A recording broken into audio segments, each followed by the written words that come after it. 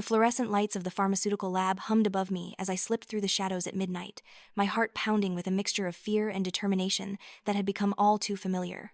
My name is Lisa Hayes, and for 28 years, I lived as the family disappointment, the black sheep who couldn't measure up to the golden child everyone adored. What my family didn't know was that behind my supposed failures lay a truth so dangerous it could have gotten me killed. Growing up in the Hayes household meant living under the constant weight of comparison.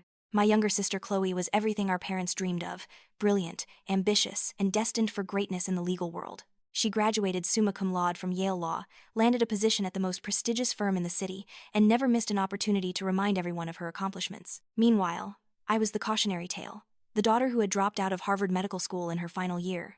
Every family gathering became a stage for my humiliation. Our father, a retired federal judge with an impeccable reputation, would introduce Chloe with glowing pride. When acquaintances asked about me, his expression would dim.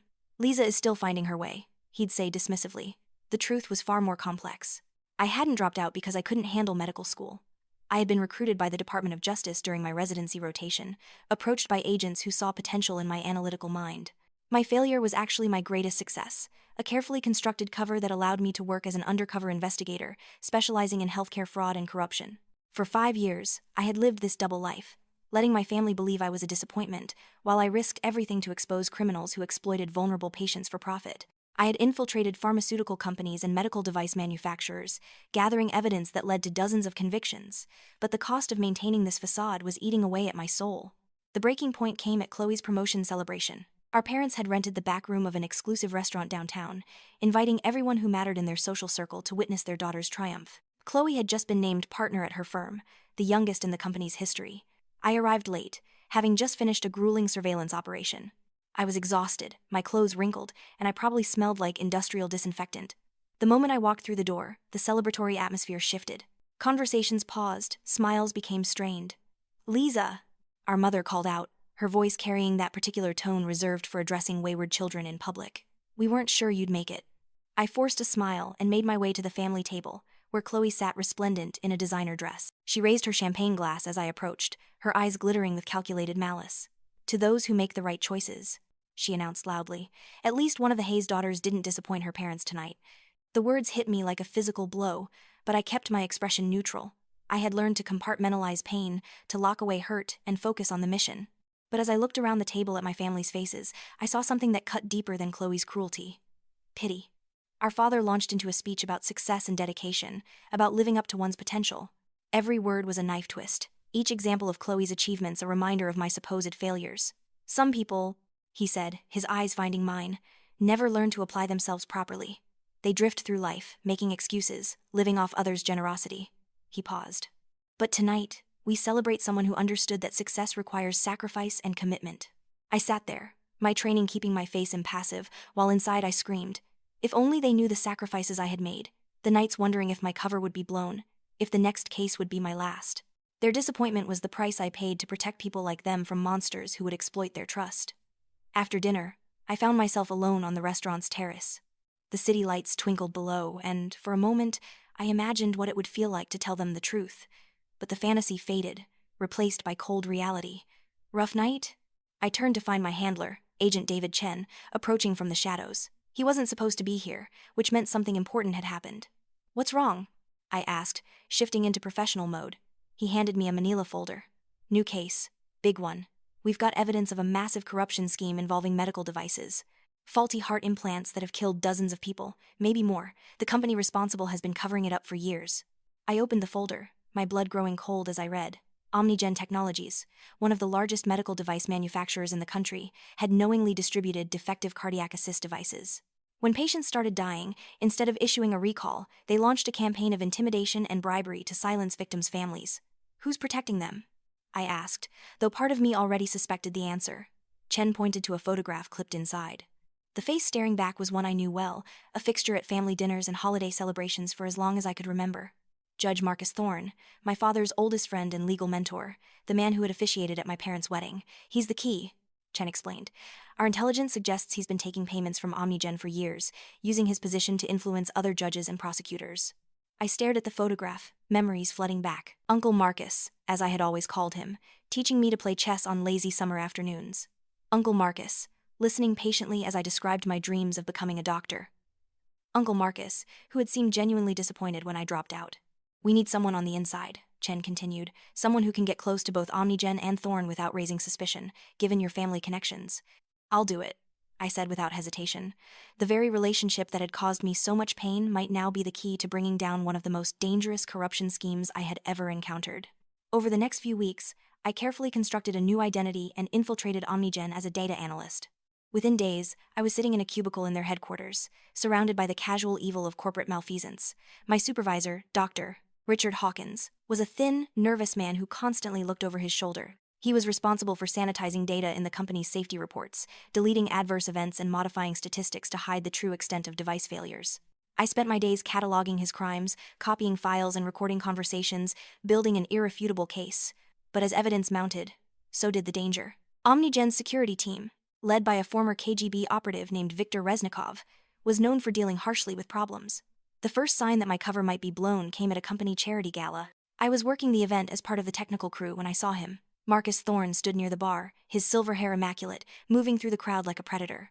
Our eyes met across the ballroom, and I thought I had been recognized. But then his expression shifted to mild curiosity, and he began walking in my direction. "Lisa Hayes," he said warmly. "What a pleasant surprise. Your father mentioned you were working in pharmaceuticals now." "Just data analysis," I replied, keeping my voice embarrassed. "Nothing too exciting." "Nonsense," he said, placing a hand on my shoulder in a gesture that made my skin crawl. "Any honest work is good work. Though this particular industry can be quite challenging for someone with your background. Are you sure you're prepared for what you might encounter here?" There was something in his tone, a subtle warning that made my blood run cold. He suspected something. I forced a smile and excused myself, but I could feel his eyes following me. That night, I called Chen and requested immediate extraction, but Chen had other ideas. "We're too close," he insisted. "We need just a little more time to build an airtight case." Against my better judgment, I agreed. It was a decision I would regret. 3 days later, I came home to find my apartment ransacked. Nothing was missing, but everything had been searched, violated. It was a message. "We know who you are, and we can reach you anywhere." The intimidation campaign escalated. My car's brake lines were cut, resulting in a terrifying near miss that left me shaken but alive. My credit cards were mysteriously canceled. Someone was systematically dismantling my life. The final straw came when I discovered that Chloe's law firm had just signed a lucrative contract to represent Omnigen in their litigation related to the defective heart devices. My sister was now legally obligated to help cover up the very crimes I was risking my life to expose. I confronted her at her office, a gleaming tower that scraped the sky. She received me in her corner office, surrounded by law books and awards. "Chloe," I began, "you need to know what you're getting into with Omnigen. That company is responsible for killing innocent people." "Stop." She held up a hand. "Whatever conspiracy theories you've gotten wrapped up in, I don't want to hear them. Omnigen is a respected client, and I won't have you spreading rumors that could damage their reputation or my career." "These aren't rumors," I insisted. "I have proof. People have died." She laughed coldly. "Of course you do. The perpetual failure finally finds a cause to champion. Let me guess, you've been reading conspiracy websites, getting pulled into some online community of malcontents?" "You're not listening," I said desperately. "This is real. I can prove it." "Prove it? With what credentials? You're a college dropout who couldn't handle medical school, who's been drifting through life while living off our parents' generosity. And now you want to lecture me about legal matters?" The words hit like physical blows, each one carefully chosen to inflict maximum damage. Something inside me finally snapped. "You want to know what I've been doing for 5 years?" I asked, my voice steady despite the rage building inside me. "You want to know why I dropped out?" For the first time, I saw uncertainty flicker across her face. But before I could continue, my phone buzzed with an emergency text from Chen. "Cover blown. Extract immediately. You're in danger." I looked at my sister and realized some relationships were too poisoned to save. Some people were too invested in their own version of reality to accept truth. "Forget I said anything," I told her, backing toward the door. "Just be careful, Chloe. This world isn't as clean as you think." That night, holed up in a motel, I made a decision that would change everything.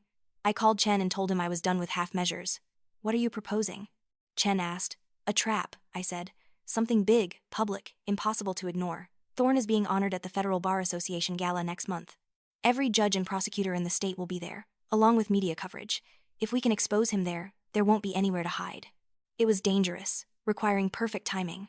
But it was our best chance to bring down the entire network before more people died.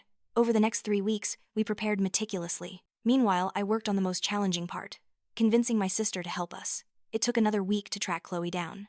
I finally cornered her in the parking garage beneath her office building. "Lisa," I don't want to hear it, she said, clutching her briefcase like a shield. It's not a conspiracy theory, I said, pulling out a tablet loaded with evidence. Look at this. Really, look. Despite herself, she glanced at the screen, and I saw her expression change as she processed what she was seeing. Medical records of patients who had died, internal company emails, audio recordings of Thorne coordinating payments and intimidation campaigns. This can't be real, she whispered. It is, I said gently, and there's something else you need to know about me. I told her everything then, watching her worldview crumble as I explained my real profession, my years of undercover work, the sacrifices I had made. By the time I finished, she was crying. I'm so sorry, she sobbed. All those years, all those things, I said. I know, I said. But now I need your help, Chloe. I need you to be the sister I always hoped you could be. She looked up at me, her professional facade completely gone. For the first time since childhood, I saw respect in her eyes. What do you need me to do? The Federal Bar Association Gala was held at the Grand Metropolitan Hotel. Marcus Thorne was the guest of honor, receiving a Lifetime Achievement Award.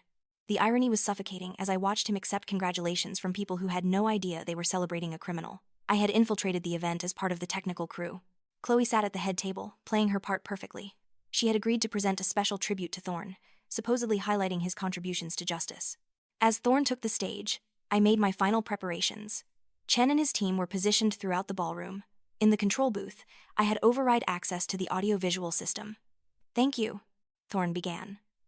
This award represents acknowledgement of the principles we all share: integrity, justice, and the rule of law. The audience applauded, celebrating a man they believed embodied their highest ideals. I felt sick watching them. It was time. I activated the override system as Chloe rose from her seat, her face pale but determined. Ladies and gentlemen, she said, before we conclude tonight's ceremony, I have some additional information about Judge Thorne's legacy. The large screens came to life, displaying not a tribute video but internal Omnigen documents. Audio recordings left no doubt about Thorne's involvement in the cover-up. The ballroom erupted in shocked murmurs as evidence unfolded, building an irrefutable case. Bank records showing payments from Omnigen to Thorne's accounts. Recordings of phone conversations coordinating intimidation campaigns. Thorne recovered quickly. This is obviously an elaborate hoax, he announced with judicial authority. These documents are fabricated. But Chen and his team were already moving through the ballroom, FBI badges visible as they positioned themselves for arrest.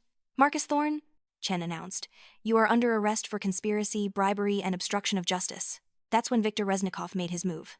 The first shot shattered a crystal chandelier, sending glass raining down on the screaming crowd. Panic erupted as guests dove under tables, the ordered world of legal respectability dissolving into chaos. I abandoned my position and fought through the fleeing crowd, training taking over.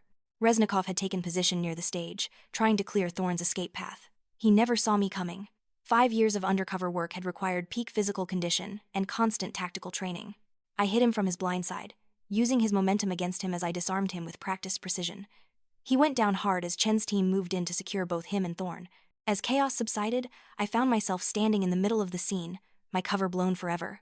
But for the first time in 5 years, I didn't care who saw me for who I really was. My parents stood nearby, their faces masks of shock. They had witnessed their eldest daughter, the family disappointment, take down an armed assassin while exposing their oldest friend as a criminal. Lisa? My father whispered. What? Who are you? I looked at this man who had spent my entire life believing me to be a failure, and felt something shift inside me. The desperate need for his approval simply evaporated. I'm someone who saves lives, I said simply. I'm someone who fights for people who can't fight for themselves.